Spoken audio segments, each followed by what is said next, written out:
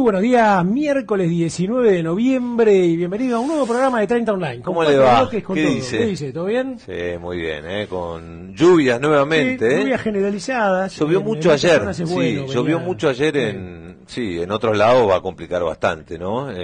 Más... Pero por suerte, bueno, se habla ya de zonas de Córdoba, de Santa Fe, algunas de Santa Fe venían medias complicadas, centro-norte, provincia de Buenos Aires también, zona núcleo no viene mal. Sí. Digamos que se estaba esperando, porque hubo mucho calor, algunos días secos, y eso, bueno, en algunas zonas donde justamente hay que sembrar y venía medio complicado, suma. Así que bueno. Uno siempre se queda pensando, digo, ¿por qué no poder aprovechar la lluvia, el agua de lluvia? Digo, que tan necesario es para el sector agropecuario, ¿no? Bueno, Me hoy parece se aprovecha que... con el tema de los barbechos, el control de las malezas. Nos faltaría a lo mejor más rotación de cultivo. Pero bueno, se lo vamos a preguntar un poco eso a justamente uno de nuestros invitados, Carlos Marín Moreno, que va a estar acá, periodista, hombre de CREA, con el cual vamos a hablar un poco del momento, de la coyuntura, qué es lo que está pasando con el productor agropecuario. Bueno, y con Juan Barberis y Sebastián Oliveri, usted ya los conoce, vamos a analizar los mercados, tanto de carnes como de granos. Digo, ¿qué pasará en el mercado de granos que pareciera? Digo, que es un freno que se le ha puesto a la economía argentina, más allá de la coyuntura, digo, mundial, más allá de la macro, como le gusta decir a Ricardo. En definitiva, bueno, hay mucho para analizar cómo pega en los mercados agropecuarios, ¿no? Los dos más tradicionales, como es el de granos y el de carne. Bien, y el cuarto, pero que en realidad va a ser el primer tema, el primer bloque que vamos a trabajar ahora, tiene que ver con la pobreza. Vamos a hacer un puente entre la economía, la Argentina, la pobreza, y yo le agregaría también el tema de justamente el sector de la cadena agropecuaria, agroindustrial, que ha proporcionado y ha ayudado todo muchísimo en estos últimos 11 años a la pobreza estructural, a tratar de agregar valor, trabajo genuino, etcétera. Bueno, estamos con Marcos Hilding Olson, es un economista, es de la Fundación Libertad. Lo hemos entrevistado muchas veces porque además ha sido una persona disruptiva en el partido de San Isidro en términos políticos, utilizar otras herramientas, y se ha dedicado en los últimos 3 años a trabajar el tema de la pobreza y cómo hacemos para enseñarle a la gente a pescar en vez de estar regalándole pescado todo el tiempo. Marcos, un gusto tenerte acá, bienvenido al programa. ¿Qué tal? Buenos días, muchas gracias por invitarme, es siempre un placer venir para acá. Vos que venís estudiando esto, ¿no? Primer dato que es importante decirle a la gente, cuando el gobierno dice, no, ha bajado la pobreza, a veces nos preguntamos la pobreza respecto a qué, porque ha habido 11 años de bonanza espectacular, guita que entró a lo loco, con lo cual la lógica debería ser, casi no debería existir pobreza, ¿no? Pero si lo comparamos incluso con algún periodo, no sé, el más crítico, el 2001, ¿cómo está el tema de pobreza, indigencia, todos estos niveles? Ese es un buen dato.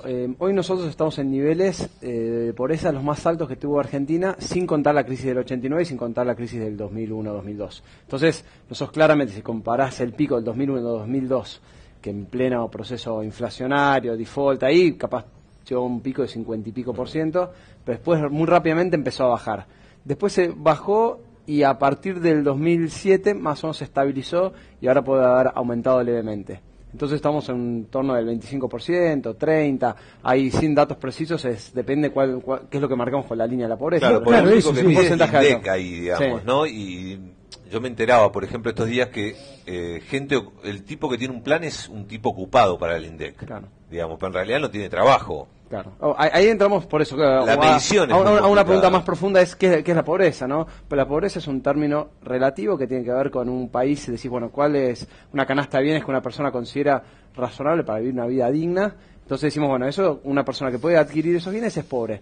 Sabemos que hay gente que puede ganar 2.000 pesos y decir, y no es pobre porque capaz tiene sustento de otra forma, se puede arreglar. Una persona capaz gana 5.000 pesos y no tiene le varios alcanza, hijos y claro. realmente no alcanza para llegar a fin de mes a nuestros estándares, parece pobre. Para acá lo que se hace es se mete toda una bolsa y se dice, bueno, el que gana menos de tanta plata es considerado pobre, el que gana más de tanta plata ya deja hacerlo. Entonces, en distintos países, capaz vas a un país como el Reino Unido y un tipo que tiene un auto, una casa, vive bien, gana menos de tanta plata, es considerado pobre, y en otro país, con un ingreso mucho menor, no sos considerado pobre. Es un concepto muy relativo, Sí. pero hay un tema mucho más profundo, que es hay gente que en un momento ganas menos ingresos o más ingresos, pero hay gente que realmente le cuesta proyectar un futuro o le cuesta generar oportunidades para sustentarse él y su familia, y le cuesta desarrollar sus talentos y virtudes, y eso sí lo vemos como una pobreza más estructural, mucho más compleja, y es lo que vemos en estos últimos años.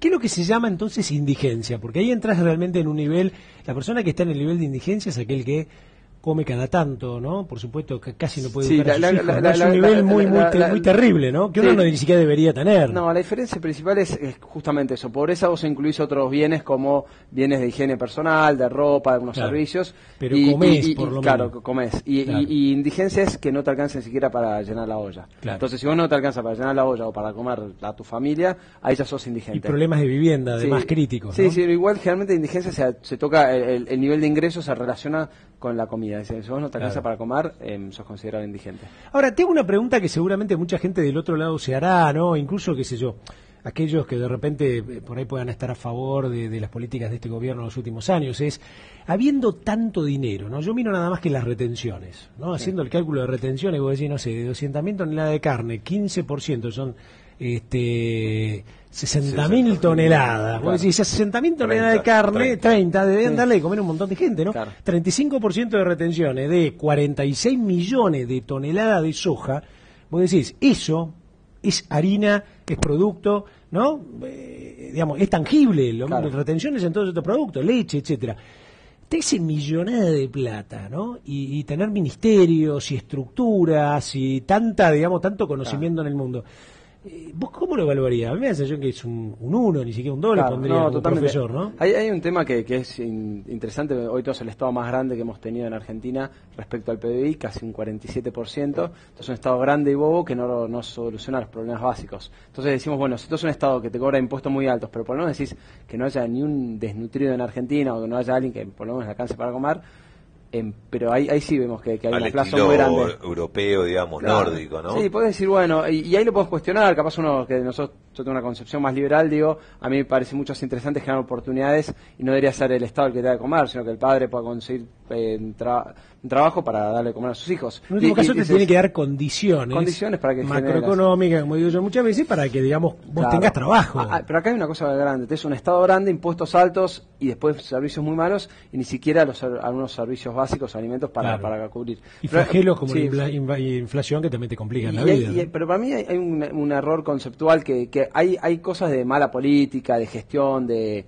corrupción en el gobierno, pero después también para mí hay un error de visión de cómo se soluciona el problema, que es el tema que queremos atacar más de fondo, porque uno puede decir, bueno, es solamente una cuestión de que lo hacen mal o realmente hay puntero que se roba la plata o realmente hay una cuestión de cómo se soluciona el problema. Claro. Nosotros creemos que hay que cambiar un poco el enfoque. El problema no es qué es lo que genera pobreza, sino qué es lo que genera que alguna persona pueda generar riqueza, prosperidad y desarrollo para ellos mismos. Si nosotros miramos, todos descendemos de la pobreza. Hace 200 años atrás, la expectativa de vida era de 40 años, todos vivíamos en lugares donde no nos alcanzaba, no tenemos ni agua corriente ni electricidad. Entonces la pregunta es, ¿qué es lo que hace que algunos países se desarrollen y puedan progresar y puedan desarrollarse?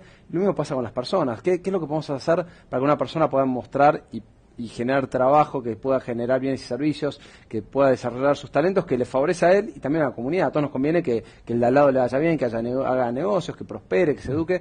Y ahí es un cambio de enfoque muy grande. Dejar de ver a la persona pobre con una mera boca que hay que alimentar a una persona que tiene íntegra, que pueda producir, que pueda hacer. Eso es más de mediano y de largo también, ¿no? Claro, una política que debería ir a lo largo de los años. Sí, pero para mí es una visión también, porque acá lo que vemos es, hay una situación que nos preocupa, vemos gente que la está pasando muy mal. Entonces, una idea es, la verdad, mi primera reacción es, voy y en el momento de crisis te doy una ayuda, que es la asistencia, que es razonable cuando hay una inundación, una crisis económica, una crisis política, decís, la verdad que la gente hoy hay que llenar la olla.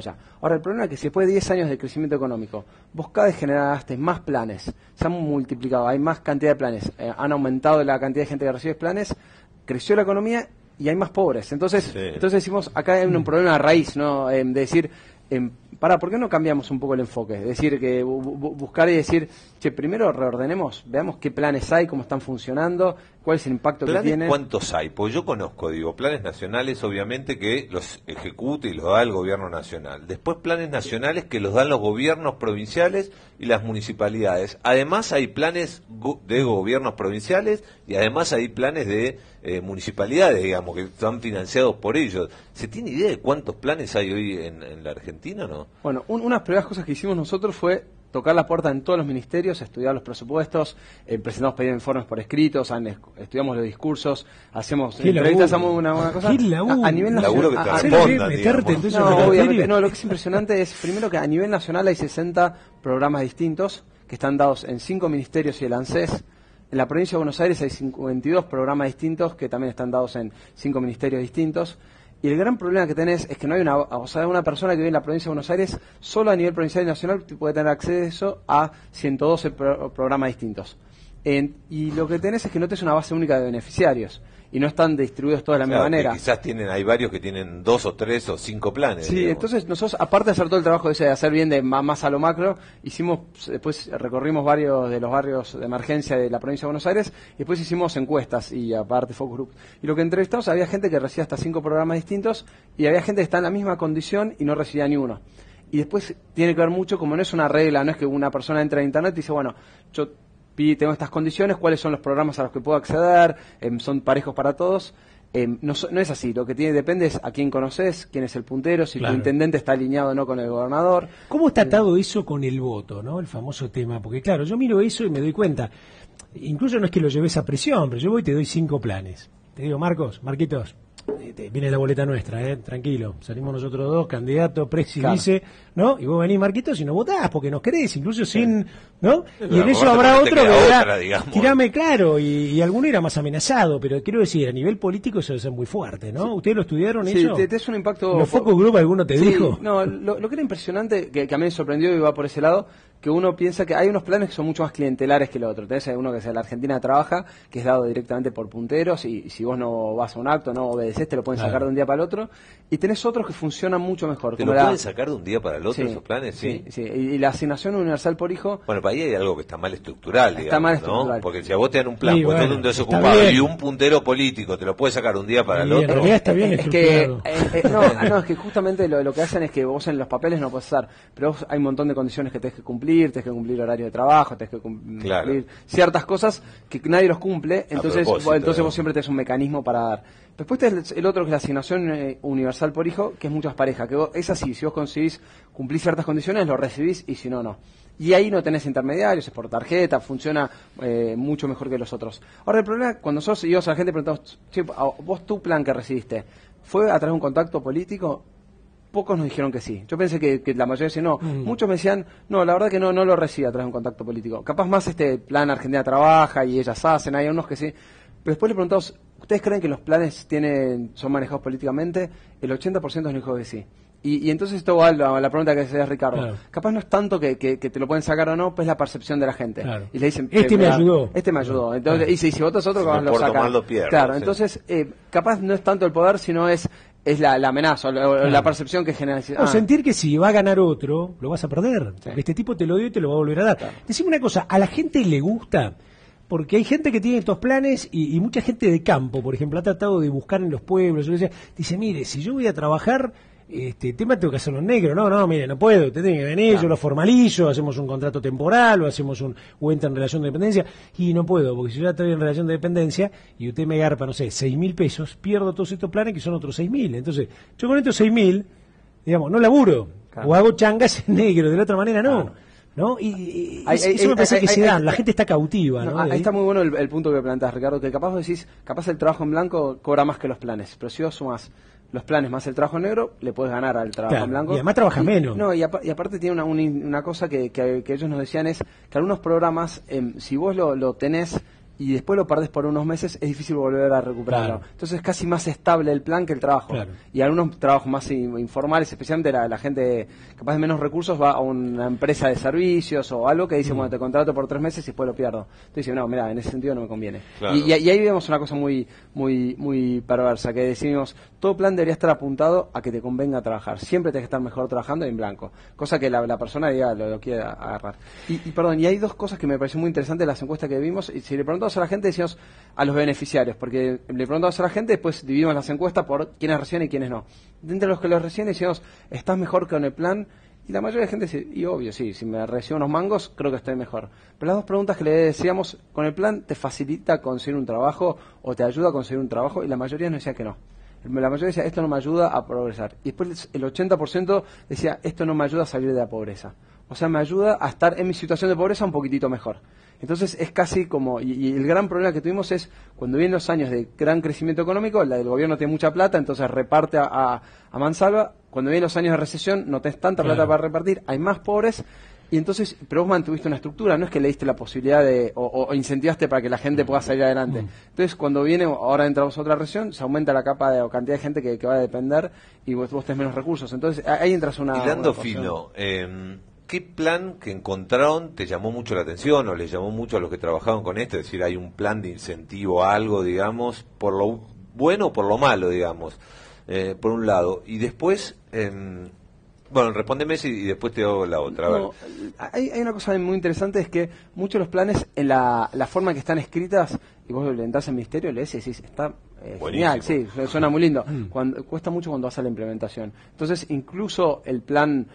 que para mí es los que peor funcionan, que es el Plan Argentina Trabaja, que es un sistema de cooperativas. Ese fue el primero de todos, ¿no? No, ese... ¿O es el más masivo? No, el más masivo es la universal. Antes estaba el Jefes y Jefas de Hogar, que en el 2009, jefe, cuando Kirchner pierde, arma este plan, que en la práctica puede ser muy malo porque depende de estos punteros, pero en algunos lugares particulares veías que realmente algún intendente los movía y hacía una cooperativa que en serio trabajaban. Entonces vos decías, a mí me parece un plan en general muy malo, pero en unos casos puntuales que decís, bueno, acá en esta área lo están manejando bien, porque realmente a la gente le hacía cumplir un horario, los capacitaban y le hacían algo muy puntual. Pero en la mayoría de los casos era al revés, el sistema que me decían...